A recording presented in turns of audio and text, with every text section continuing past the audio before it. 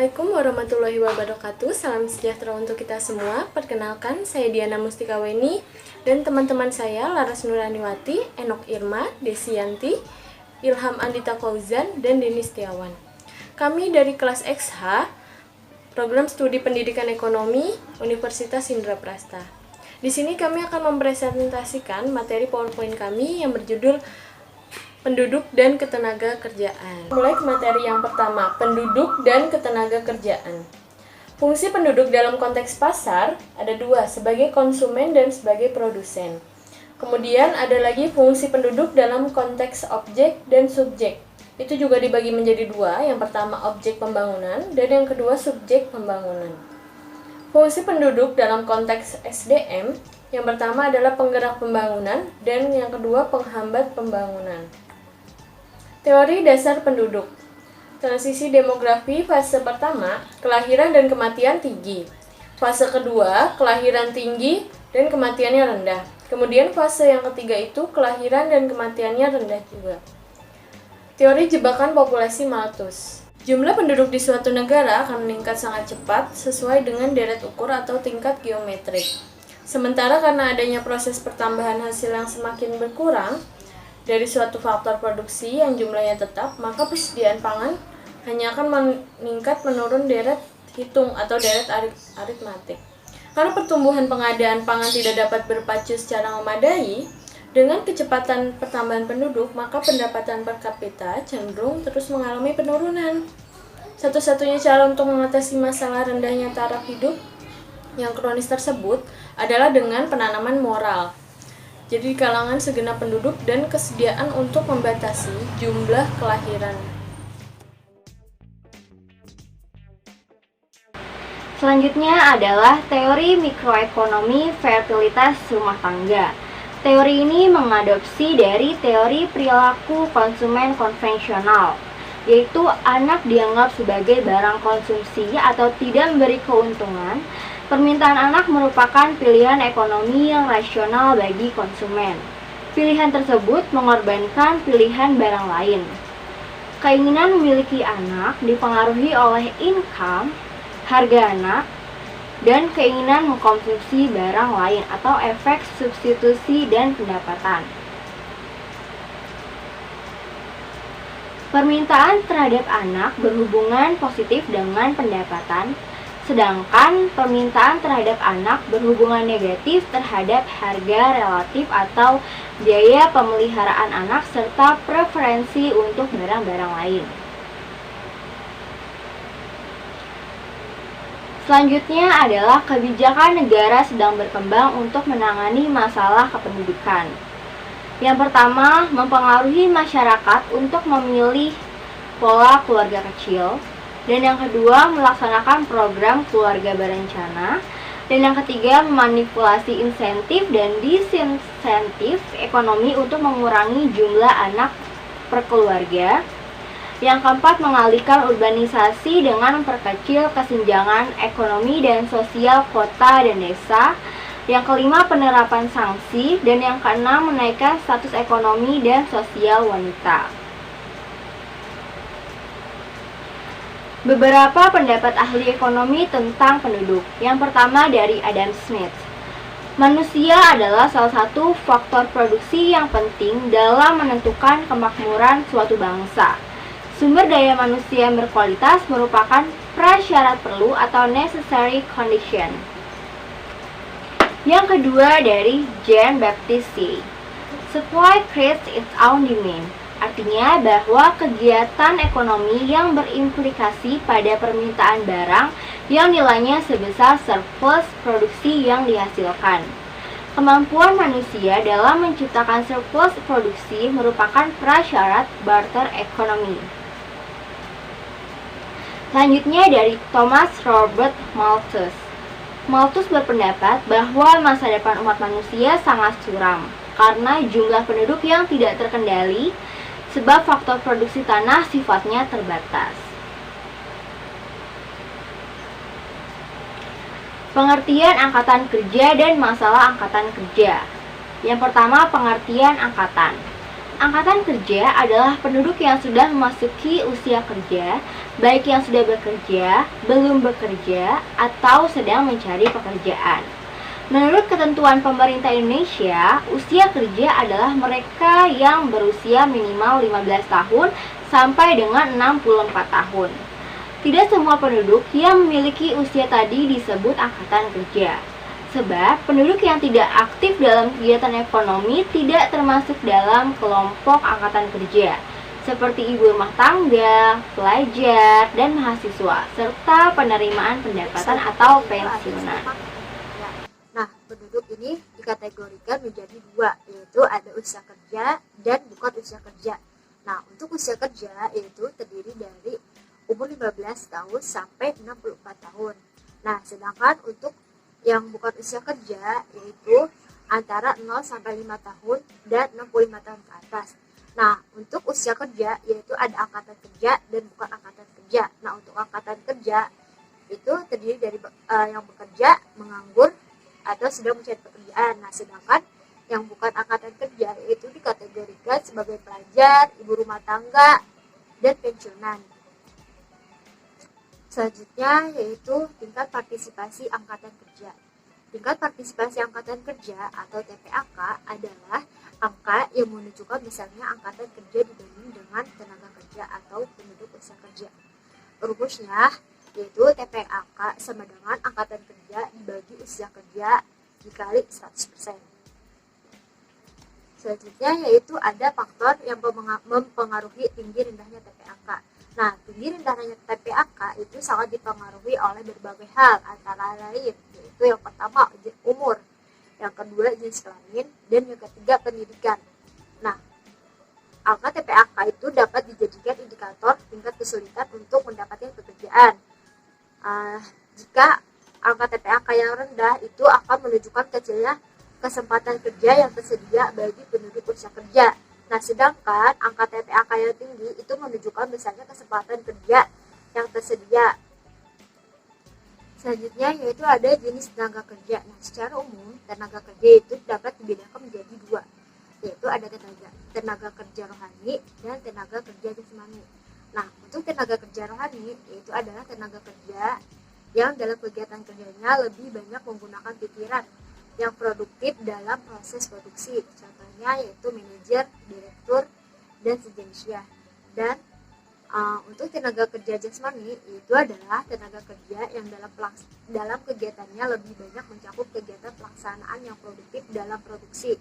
Nah, tenaga kerja jasmani ini dibagi menjadi tiga, yaitu yang pertama ada tenaga kerja terdidik atau skilled labor. Adalah tenaga kerja yang memerlukan pendidikan tinggi, misalnya tuh guru, dokter, dan sebagainya. Nah, yang kedua yaitu ada tenaga kerja terlatih atau trained labor. Adalah tenaga kerja yang memerlukan pelatihan dan pengalaman terlebih dahulu, misalnya supir, montir, dan sebagainya. Nah, untuk yang ketiga yaitu tenaga kerja tak terdidik atau unskilled labor. Adalah tenaga kerja yang tidak memerlukan pelatihan ataupun pendidikan khusus, misalnya kuli bangunan dan buruh gedung. Baik, selanjutnya yaitu penggolongan kerja menurut jam kerjanya dapat dibedakan sebagai berikut.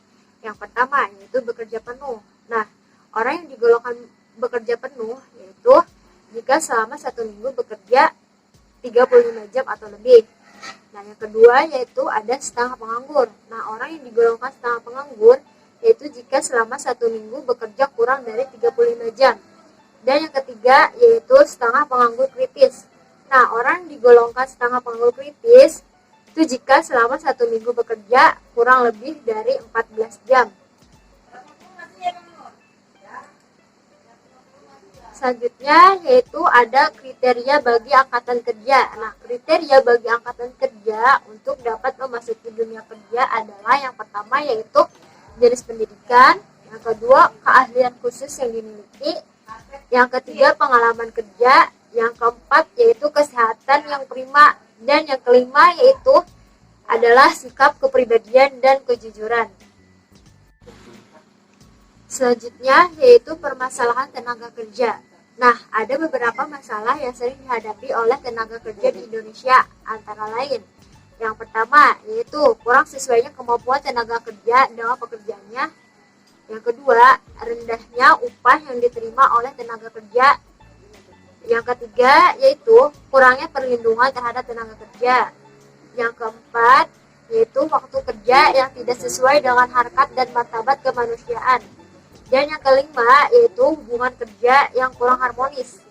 Dan yang keenam, yaitu adalah kesejahteraan dan kesehatan pekerja. Dan yang terakhir, yaitu serangan tenaga kerja asing. Selanjutnya kita akan membahas tentang pengangguran. Nah, pengangguran dibagi menjadi dua jenis, yaitu berdasarkan sifatnya dan berdasarkan penyebabnya. Bagi pengangguran berdasarkan sifatnya terbagi menjadi tiga, yaitu pengangguran terbuka, setengah pengangguran, dan pengangguran terselubung. Sedangkan pengangguran menurut penyebabnya terbagi menjadi pengangguran struktural, pengangguran friksional, pengangguran musiman, pengangguran voluntary, pengangguran teknologi, dan pengangguran deflasioner. Untuk pengangguran berdasarkan sifatnya, kita uraikan terlebih dahulu. Pengangguran terbuka yaitu adalah angkatan kerja yang tidak bekerja dan tidak memiliki pekerjaan.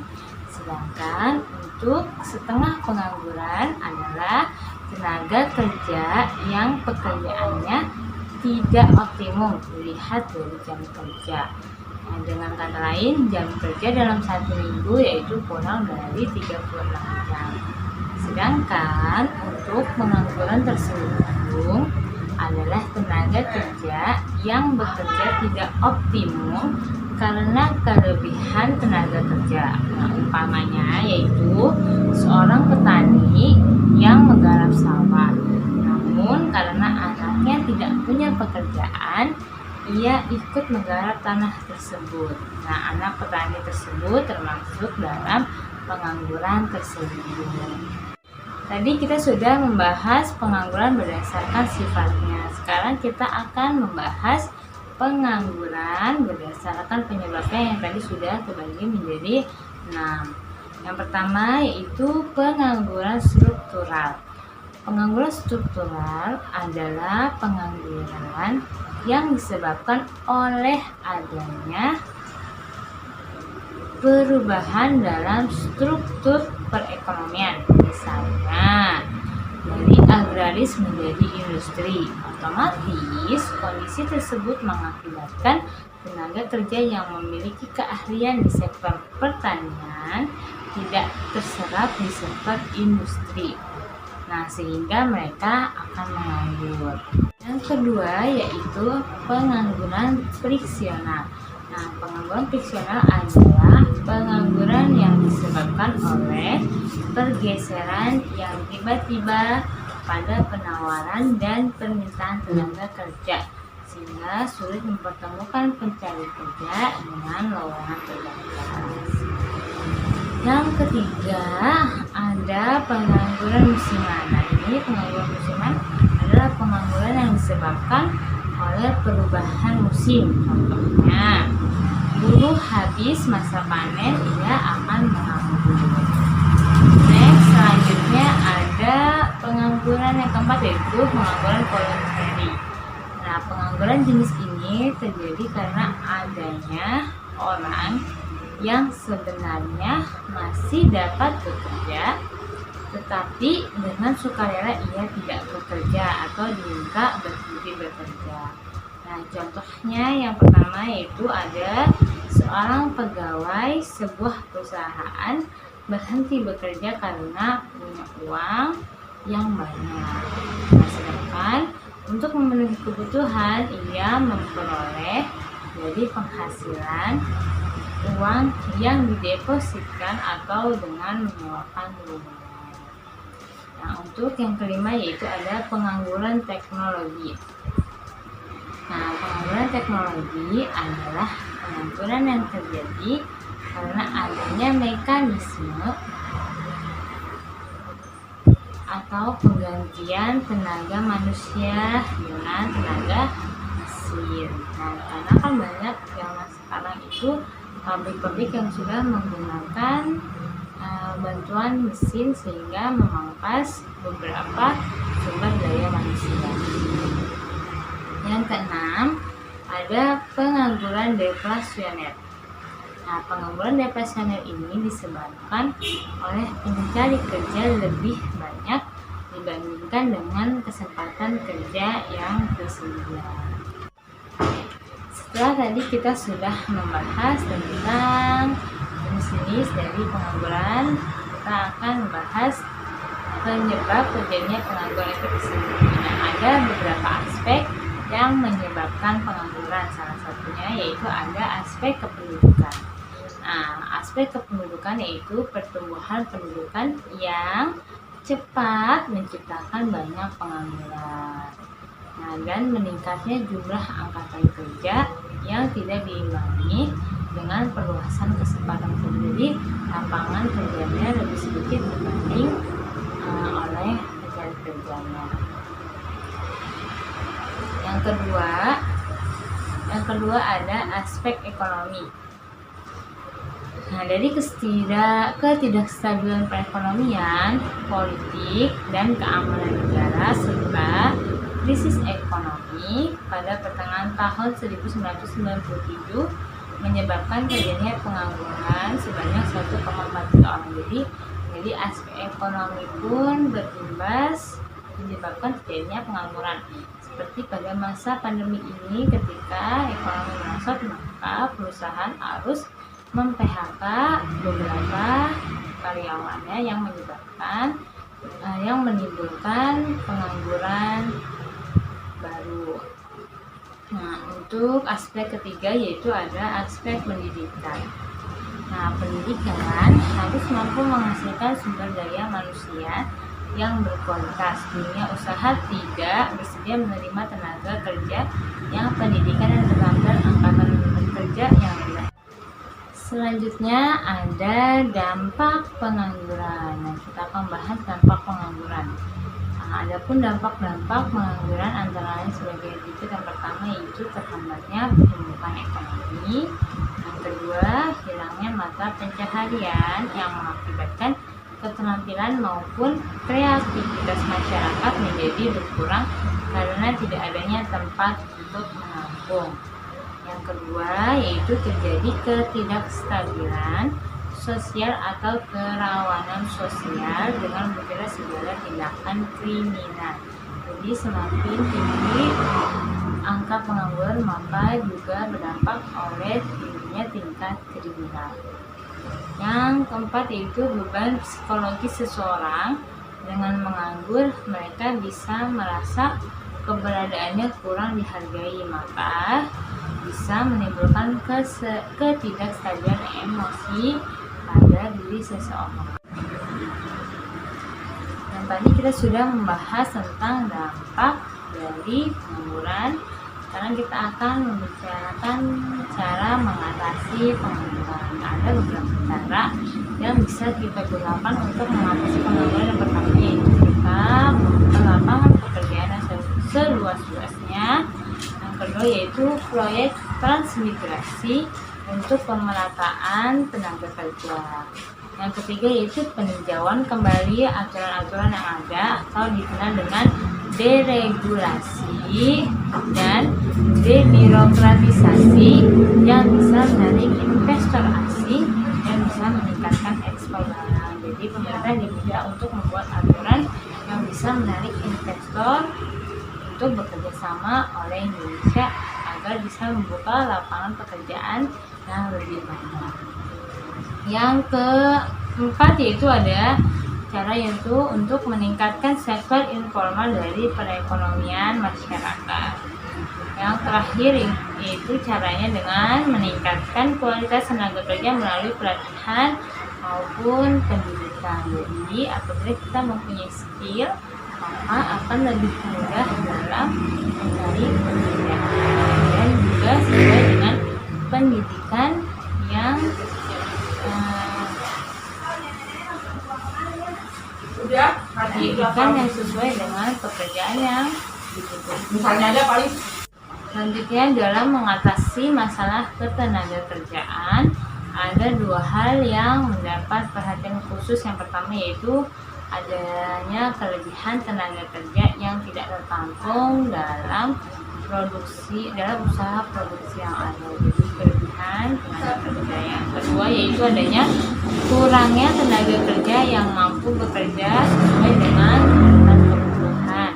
Jadi tenaga kerja yang dibutuhkan lebih sedikit daripada tuntutan kerja yang dibutuhkan.